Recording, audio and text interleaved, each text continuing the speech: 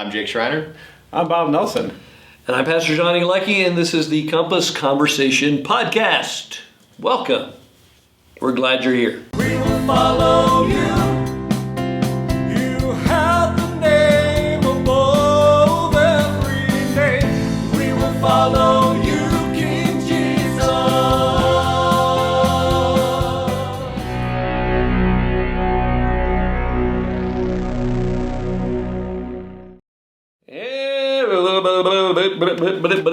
And we're back. All right, here we are. Hey, thanks for joining us tonight. Tracy's not here tonight. He had to make a run to the airport. Who knows? He might come wandering in any minute. That'd be great. So we're going to get started here. Jake, how are you doing? I'm good. Mondays are consistently becoming busier and busier. But like I said earlier, this is now the fun part of the rest of my Monday. So looking forward to it. We got band practice afterwards. But yeah, let's see, 2 weeks since we've been here. Told you guys about how I almost got squished by some steel last time. Yes, that was last time. So very freaky. Yeah. No, last 2 weeks have been fun. 2 weekends ago, Bob and I went out to the garden meeting. And got everything sorted out for this year, which is super exciting. We already have a bunch of stuff done. And then this Sunday, we have, the big gardening day. If anybody's free, please come join us. But yeah, it's kind of cool. They're doing a fundraiser at the flea market, farmers market. Farmers market over and second weekend in June. And so I was talking with the owners at my company. We're going to donate we're going to bring a bunch of steel garden art. We have all these 3D bugs and butterflies and ants and dragonflies and stuff. So yeah, we're going to cut them out with our CNC table and weld them up and bring them out there and maybe sell them. And, a portion of that will go to Delaney Community Farms. So I want to help out that way. Cool. Yeah, so, other than that, works good. Yesterday was Mother's Day, but Colette had to work all day. So I spent most of the day cleaning the house, and then I did make her favorite homemade pizza. I make the dough and everything. Yes, good. Yeah, and it was hot and ready when she walked through the door. When she got home, some flowers, a card, her favorite candy, the whole thing. Oh, that's great. Yeah. Yeah, Harper and I had a good day yesterday, too. So yeah, she was so stinking cute yesterday, too. Thank you. Running around being herself. She gave Colette the... After 2 years, she finally gave you a high five. Finally gave Bob a high five on the way in. Yeah. Success. So it just takes 2 years for her to warm up to you. Anybody that knows my daughter will understand.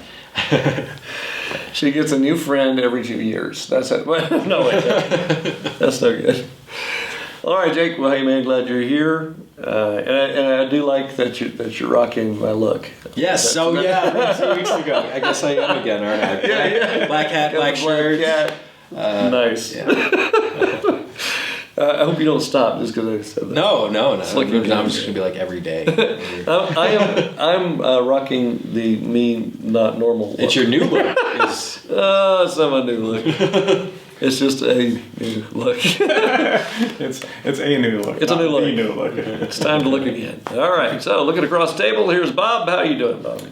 I had a long day, but it's done. Tomorrow's a new day. It was just a really long day at work, but the last couple of weeks have been really nice. Next week I'm off. Start 2 weeks off. Oh, that's right. Yeah. That's what I'm really looking forward to.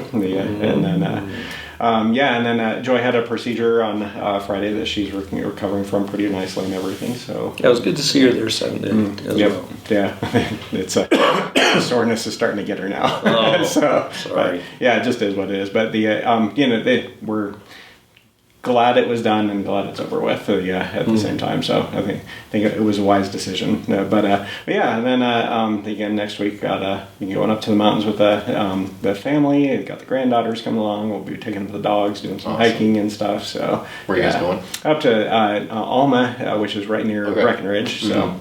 Yeah, it's a beautiful area. Very happy. Yes, exactly. So, and I found it a long time ago. I'd gone up there with some other friends to visit the Alma King Mine, which is where, if you've ever been to the Museum of Nature and Science, there's a giant rhodochrosite. think that's what it's called. Anyway, it's this huge, I could. huge gem. It's not there. It's kind of a low quality, technically low end, as far as jewelry stuff goes, but it's still like this monstrous gem that's in there. They've got it in there, but like it's not even 6 months later, I was working at the museum and ran into that Alma King, which is this gem there. And so it was like, well, that's funny. It's all coming back around. Yeah, exactly. My life tends to do that occasionally. So basically you're spinning in circles. Yes. This explains the dizziness. Yes. Oh, wait. But yeah, looking forward to going up there.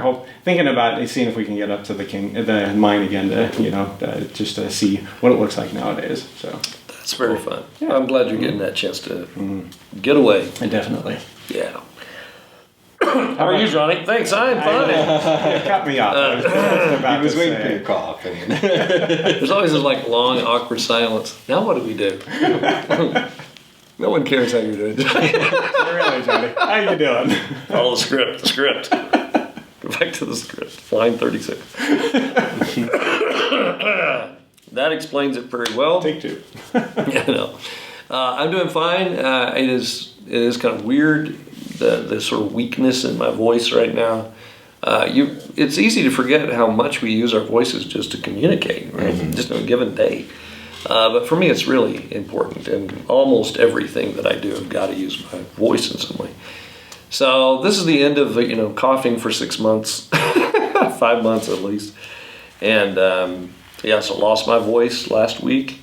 Was nervous going into the weekend, but I had it just enough to sort of get through yesterday. But anyway, so that's probably the simplest update of how I'm doing. So I'm on the upswing, up and up. Maybe that's it. So feeling better, but that explains, if you're curious, that's why my voice sounds kind of weird. It might not even sound weird actually on the recording, but it sounds weird to me right now. And I'm coughing still a lot. So we got a podcast tonight, we got a rehearsal after this. I'm not going to be doing much singing, so it's not going to sound strange from my end. But hopefully by this coming Sunday, all will be well.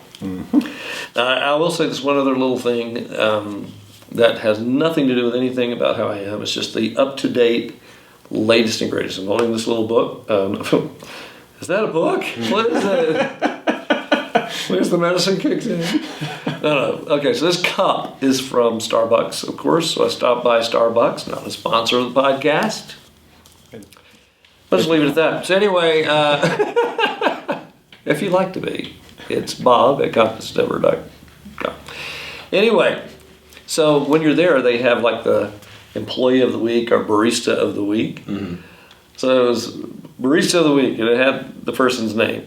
And they always list things like favorite movie, favorite drink. And so the barista of the week at Starbucks, they listed as their favorite drink a Dutch Brothers whatever. Like, wait, what? That's funny. Barista of the week. I mean, my favorite drink, I don't get at this store at all. Anyway. I thought it was funny. All right, well, let's move on. And again, you guys can take the bulk of this conversation. I'll just jump in from here or there. What do you guys want to talk about? Got a lot going on. So 2 weeks ago, you got to lead the service. Yes. It was great. They had the Mandalorian. I mean, you had the Mandalorian. Yeah, this is the Mandalorian. This is. Yeah, that was cool to pull out a new instrument. Not new to you, but I mean, just into our. Oh, it's new to me. It's not. It is really new. Yeah, absolutely. Well, you did fantastic on that. Thank you. Yeah, I would not have guessed. I thought you'd been playing it for a while and you set it aside. No, I picked it up specifically to learn that song. Yeah, and now I want to learn more songs with it. But the nice thing about the mandolin, 2-finger chords. Oh, so it's not that difficult. If you're familiar with guitar, it's more of just memorizing those chords until they become natural and stuff. So, I think picking up like different songs will make it easier and whatnot. And then adding the capo in the mix made it a little trickier. I would say. It was that was a fun song to play. Well, it was funny that, you guys were moving along, and there's that little pause, and you turn, wing, little thing. I need to find a place. It wasn't displayed. Nobody could see it coming unless they'd seen it lie in the case. I need a much lower stand or something so you can actually see it while I'm playing. Because the only way I rewatched it. Is that a ukulele? Right. What's he have? I rewatched it, and the only time you catch a glimpse of what I'm actually playing is when I take it out and I put it back, because otherwise it's just hidden behind the stand. You're going to have to memorize it. You got to memorize everything, go no stands.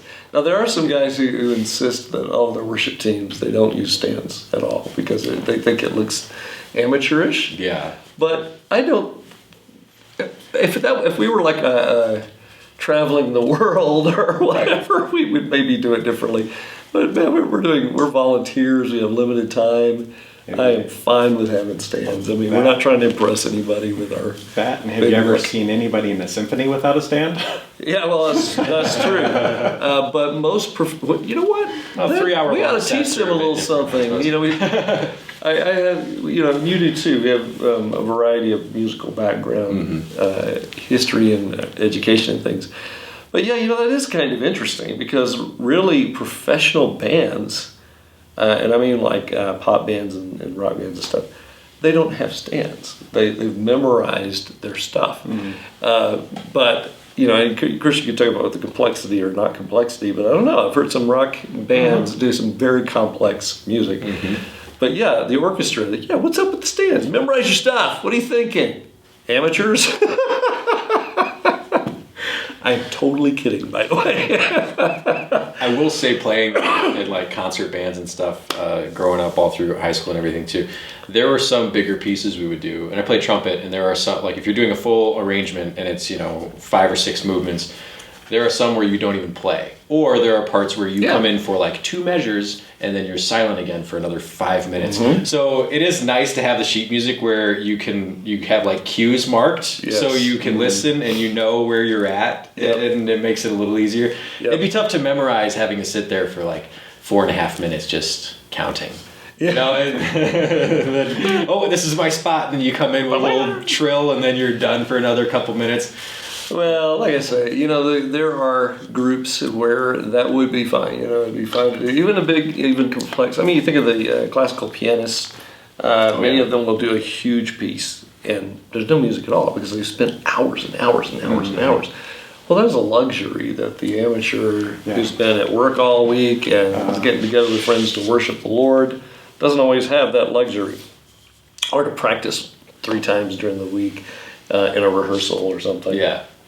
But anyway, I've been on all sides of this particular thought. And I just figured, you know what? I want real people worshiping, giving their best, doing what they can with what they have. I love that a billion times more most of the time than the professionals that I know very well over the years. And they're great too. Don't misunderstand.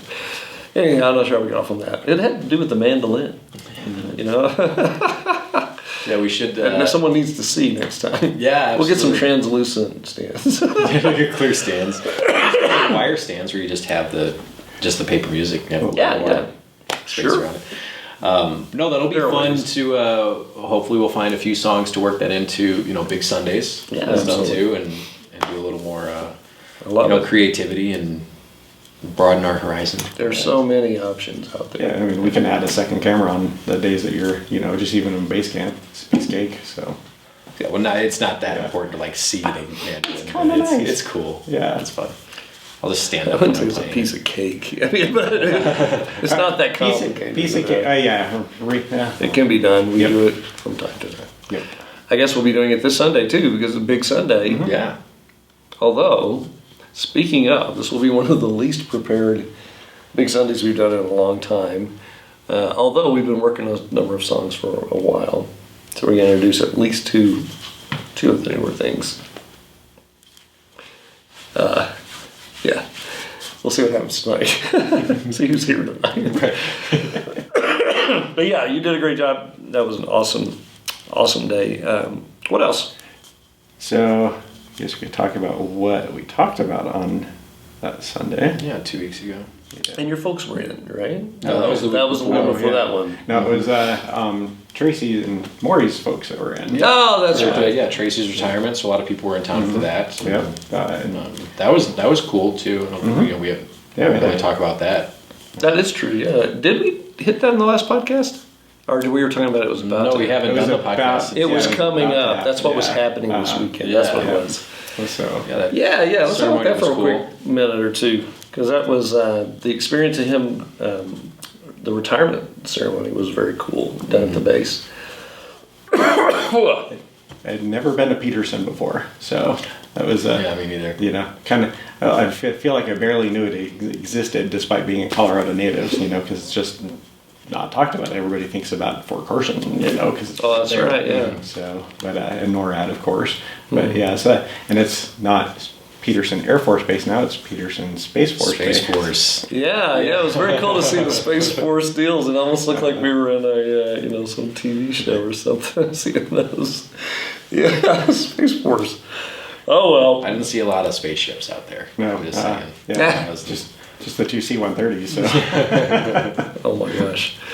All right, well, let's move this along, guys. We're one thing I got with Tracy's retirement, there was something he said that was really important. He was talking about his job and how he decided, how it was really cool to have. And he shared that on the podcast before. But one of the things that he didn't talk about was his little saying. It's like, do you know what you do does? Yeah, you know what you do does. Yeah, and it's like, that's really important, thinking about, like even with my job outside of this, I know what my job does, but do I know what I do does, kind of thing, and how that affects the entire thing, and for the company and whatnot. And I'm like, I do, on that side, but it's like I haven't really thought about where that is, but that same thing can be applied to anything that we do in life, no matter what it is, because there's a lot of things that we do that have no point to the does. So, or at least we don't understand it. Yeah, we're never shown exactly how that fits, and that makes a big difference too. And that is one of Tracy's deal. I mean, he's talked about that before, even on the podcast. That very line, even, do you know what you do does. And we talk about that in the context of church as well. But that said, I was really proud of Tracy. We can just talk about him. He's not here. You're not here.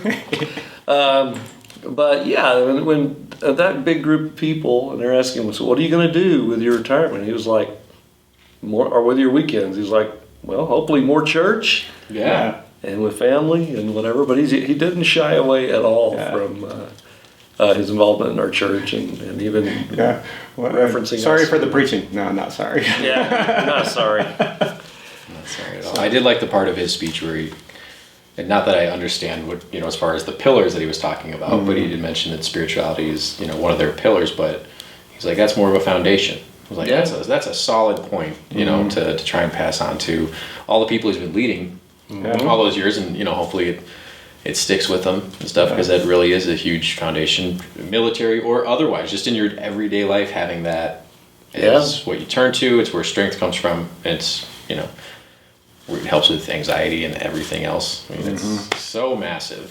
Yeah, for sure. Yeah, I was glad he pointed that out. Yeah, and he talks about those kind of foundations in the Air Force stuff, and it's like one of the pillars, right? I'm not going to do it for him or on his behalf. We've talked at length about it, or I have with him about those ideas and how cool that is that they throw that in there. And of course, from military perspective, it's sort of a whatever your spiritual thing is, so it doesn't get specific, and that's how they can do that. But you also don't want to be, or you want to be careful as a follower of Jesus of understanding that Jesus is not, our relationship with the Lord is not a part of things. Right. It's not another feature of our life. He is a truly foundation of everything else. How our relationship with the Lord should affect every other thing we do. And most of the time, Christians who don't get that, they don't understand that, are the ones who get off track, or they kind of lose their way, or they just lose their passion. And, anyway. Yeah, they compartmentalize it. Yeah, it's like, this is this portion of my Jesus life. is a feature and of it doesn't my life. need to be part of this portion of my life.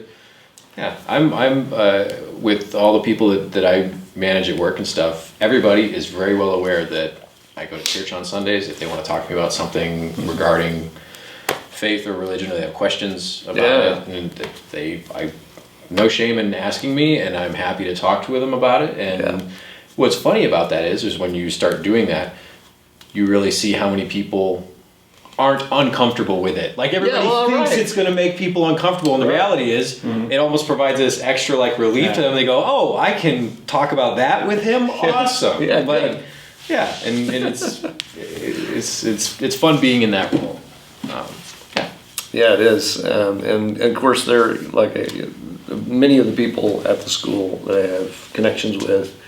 Those are open-ended kinds of conversations too. So it's not like I have a number who will talk to me from time to time, who very much are not coming from where I'm coming from, but they're open to talking about it. Right.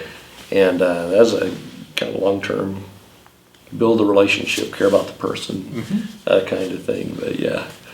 So what else? So that was the week before. Yeah, that was 2 weekends ago, and we were in 1 Thessalonians. We were being steadfast. Yeah. In the latter part of chapter 4, You talk about yesterday or 2 weeks ago? No, 2 weeks ago. 2 weeks ago. Yeah. And this is the one. It's your hope in what happens after death, in essence. And in verse 13, we do not want you to be uninformed, brothers and sisters, concerning those who are asleep, so you will not grieve like the rest who have no hope. You know, then I had that just coming here. My neighbors across the hall, whom I very much enjoy dearly. He's the one who's like his wife was saying, you need to learn learn about artificial intelligence, and his response is, I don't need artificial intelligence. I've got Bob.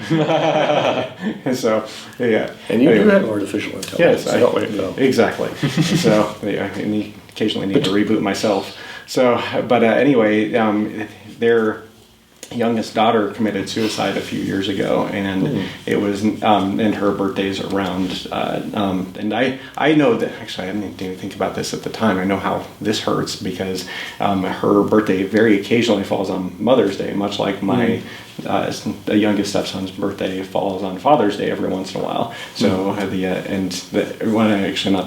not his birthday, it's actually the day he passed away. So it gets really it doesn't affect me as much because I know where I stand, where Will is, and everything. But for them, with their Catholic background, they've got a lot, and suicide being such a cardinal sin for the Catholics, they've got a lot. You can see that almost the fear palpably around them, and the discomfort on it, and we don't have that. We've got the hope to actually be able to, know that we're going to see our loved ones again if they've got that faith that Paul's talking about here. That if our family was not uninformed, right. So falling asleep ain't a big deal. Yeah, it's a big deal, but not a big deal. I was thinking about that one a lot because I lost my grandma within the last 12 months. I don't know, she had a very strong faith. And so, there isn't a ton of sorrow. She lived well into her 80s. The faith is, obviously, I'm going to see her again. And that's the idea. But losing my friend Doug 6 months ago, who does not have faith, or did not have faith, the grief that came with the loss of him was so much greater. Yeah. And that's a hard one to reconcile, because it's you hope that maybe somewhere at the end something happened. You just only hope. God ultimately knows their heart. Yeah. But I think it's ultimately losing somebody that has a strong faith. It's almost like a joy. They're in a better place. Yeah. You have that sort of sense of comfort with it. But losing somebody that you're close with that doesn't have that at all, I found a lot of grief that came with that. I've been trying to be careful to how I communicated even that on that day. That it is because he was talking to those Thessalonians, and they weren't concerned about the people that I'm sure they were concerned about the people they knew who didn't know Jesus, but their concern had to do with they were looking forward to this second arrival of Jesus, and they were concerned about their friends and family who had died. Right. But even though they had faith, but they had died, it's like, are they going to miss out on this glorious return of the Lord? And so that was sort of the motivation behind the thing. So that's where he came back with this, reminding them it's going to be okay. In fact, Jesus is going to bring them with him, So, well, that was a couple of weeks ago, and then yesterday, we were still in that. Yeah, in chapter 5. Yep. Or actually, we went from end of 4 into 5, and now we were in 5 from that point forward. I guess I should say picked up from there. Yeah, you're skipped a section on purpose. Coming back to that later. And then he starts using sleep in a different context. Yeah. And that portion of it. Yes. Being, Christians are children of the light, and others, they get drunk at night and whatever else at night, and that's but Christians should stay awake and avoid that, essentially sleeping in this uncontrolled mindset where you don't have an awareness of what the truth is. Yeah for sure. Yeah, don't fall asleep at the wheel, basically. Yeah, it's interesting because using that sleep, referring to those who had died in the Lord, is that idea of being at peace, of not being in pain, not being in turmoil. Then referring to death. First we're talking about sleep being a reference to a Christian's death. Then referring to Jesus's death. He doesn't say sleep at all. Right. He's like, he took it all. He didn't sugarcoat that in any way to soften it. And then to remind believers in the newer context, several verses later, to not be asleep at the wheel, or to be a person who is a person of the night. Right. Sounds kind of funny, but don't be a vampire, right? Don't be a vampire. That really sucks. Yeah. So anyway, but yeah, just kind of those different versions of sleeping. Don't. I think one of the things I said yesterday had to do with, it's such a sad thing to see a church that falls asleep. All right. I remember there was a Christian musician many years ago named Keith Green, and he had a song called "Asleep in the Light," and it was two churches who had just gotten comfortable and cold, and very convicting song from back in the day. I always think of that, "Asleep in the Light." It's like in Revelation with the church, their letter to the church at Laodicea, with if you guys could be warm or hot or cold, I don't care. We'll pick one of them. Right. But you're lukewarm, and no from my mouth. No food is good. Lukewarm. Asleep. Well, all right. So what else then about the weekend, or about anything else? You were mentioning the garden, of course. Yeah. It's happening this Sunday. This Sunday coming up. Annette, thank you, Annette. So generous of her. That was the cliffhanger. Allow us to use her tiller, and so that's going to make our lives a lot easier. So we'll be using that tiller on Sunday. It's on right? Sunday, yeah. Okay. Yeah, so it's a one-person deal, right? We're not going to all put hands on it. Yeah, no, yeah. We'll all just kind of walk next to it. We're all in this together. I think we'd get strange looks from everybody else at the plots. There'd be pictures taken of us. No, I think it's going to work out really well as long as we have enough people. We can just kind of work our way across. We'll start on one side with weeding, and then people will move to weeding the next area while one person can till. And then once the weeding's done, we'll just go back and do the planting, and then just have a nice flow to it. And but yeah, there was a lot of people that I hadn't met before at the meeting a couple weekends ago. It's very cool because there's a few new gardeners, but just people that have been there a long time that I've never, their schedules don't overlap with when we're out there, so you don't ever see them or meet them or anything. But it is, I haven't met a single rude or unkind person there. Yeah, That's the nicest part about That this. is nice because everybody's chill. Everybody's so happy to just garden, and they're friendly, and they want to meet you. And we had I can't remember what her name was, but at the end, as Bob and I were leaving, this older lady came up to us, and she just wanted to talk.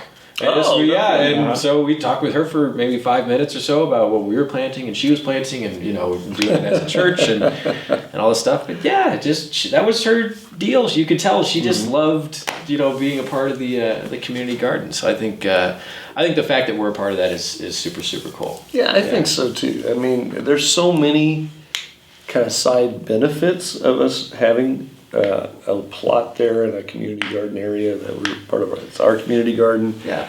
To interact with people, certainly, for the harvest that we're going to have. But it's also still, like I've said many times, it's a way for us to do something together for a better purpose. And just, get out there and sweat a little bit together and that kind of thing. You always feel good afterwards. Yeah. Out there, you put in a little hard work with some friends. Yeah. And you it's not like you're out there for days, like hours on end. It's I think as a group, we're generally only out there about an hour and a half or so. Yeah, right? usually, yeah. And this time it's going to be easier because we've limited our variety so much that planting is going to be the most strenuous part of planting is going to be the 30-some peppers we got to put in the ground. Peppers. Everything else is planted by seed, which means we just push it in the ground and water it and walk away. Oh yeah, that's gonna be great. And the peppers, though, you got to dig a hole, kind of thing. Right? Yeah. Got to dig a hole, plant it down there. But I'm debating on getting a small auger for my hand drill so we can just. Oh yeah. You're making it too easy. Just bore out a little hole and just drop them in. And We got one of those bulb trowel things. That's an easy option too. Yeah. So it's gonna be a lot of fun next Sunday. So if you're available, please come join us. Somebody who's been watching online for the past 2 years. We've never met. We don't know. They just come wandering into our garden. Wait, who are you? I'm just kidding. Of course you can. Now, we just still doing waivers and that sort of thing, right? Yeah, I've got to get copies done, which don't let me forget. Okay. Because it got distracted, and Linda was getting me a copy, and everything. I'm gonna get that. All right. Well. We'll get the waivers taken care of. On a copy. Is there anything else that we need to touch on real fast? Do we have a movie night coming up? We're kind of we have anything to announce besides garden stuff. The answer to that is yes. And do we have anything to announce about that? No, not yet. Okay. Because we want to get together with everyone first. That's right, yeah. So anyhow. Well, all right then. You know what? We're just keeping contact with each other and you. If we don't have any other big announcements or things or anything you guys want to share, anything, good words? There is something we are missing. That you have heard? Oh, yes, there is a good word. Just because there's only a few of us doesn't mean we can forget the John 3:16. Well, let's hear it. Yeah. John 3:16. For God so loved the world that he gave his one and only Son, that whosoever believes in him shall not perish but have eternal life. Amen to that. That is certainly our heart, and I hope it blesses you tonight. Well, all right, guys. Well, I think we're going to have to wrap things up here this evening. Yeah, about that. I feel like this is kind of a sleepy podcast, but I think it could just be because I'm talking so sleepily sounding. Wake up! Don't sleep! Oh. Sleep at the wheel. Sleep at the wheel. What is going on? All right. All right. Well, you know what? We meet somewhere in the world every week, but we're always online. You can find us on Facebook simply by searching Compass Church Colorado, and you can discover more at compassdenver.com, and we'd love to have you as our guest this Sunday at 10 at Arkansas Elementary School. All right, then. We're going to go to final words. This will be weird. Love you guys. Likewise. This has been great. All right. Grace to you and peace. Yeah, that's right. Yeah. Had a second thought. Grace to you and peace. That's all we have for tonight. We are out. Bye-bye now. Bye-bye.